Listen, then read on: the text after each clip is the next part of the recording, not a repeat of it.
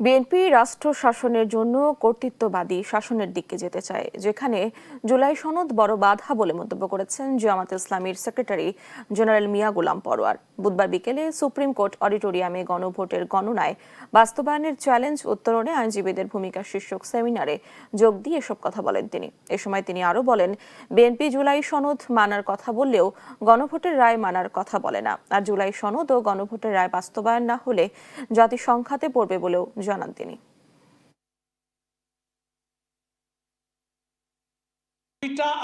চারটা শব্দ, দুই জোড়া। এখানে একটা হলো গণভোট আর জুলাই সনদ, এটা নিয়ে একটা প্যাচ লাগাইছে।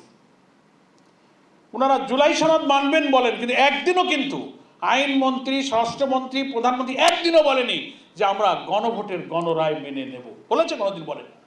তাহলে গণভোট থেকে জুলাই সনদ ওনারা ডিফারেন্স করে ফেলেছে। এলে